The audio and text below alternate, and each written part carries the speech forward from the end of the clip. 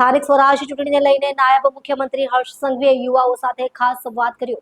આ દરમિયાન તેમણે સુરતના વિકાસની યાત્રાનો સંઘર્ષ યાદ કરતા નવી પેઢીને સંબોધતા યુવા સાથીઓનો આભાર માન્યો। મંત્રીએ 40 વર્ષથી વધુ ઉંમરના લોકોને પહેલાના અને અત્યારના ગુજરાત વચ્ચેનો તફાવત સમજાવતા રોડ, રસ્તા, સ્ટ્રીટ લાઇટ અને શાળાઓ જેવી પાયાની સુવિધાઓમાં થયેલા ફેરફાર પર ભાર મૂક્યો। કોંગ્રેસના સમયમાં ગામડાઓની સ્થિતિ અને લાઇટની અછત અંગે જૂની યાદો તાજી કરાવતા તેમણે જણાવ્યું કે ભૂતકાળમાં અંધારું થતાં જ દીકરીઓને ઘરની બહાર નીકળવામાં મુશ્કેલી પડતી હતી। નાયબ મુખ્યમંત્રીએ વધુમાં જણાવ્યું કે મોદી સાહેબ ગુજરાતના મુખ્યમંત્રી બન્યા બાદ વિકાસના કામોમાં ગતિ આવી।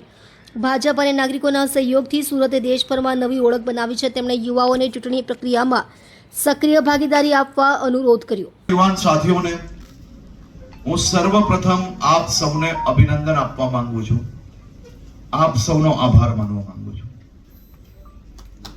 આપણી સુરત શહેરની આ વિકાસની યાત્રા મારા અને મારા પછી જન્મેલા લોકોને કદાચ એનો અંદાજો નહીં હશે કે કેટલી સંઘર્ષથી આપણી આ વિકાસની યાત્રા ચાલી છે।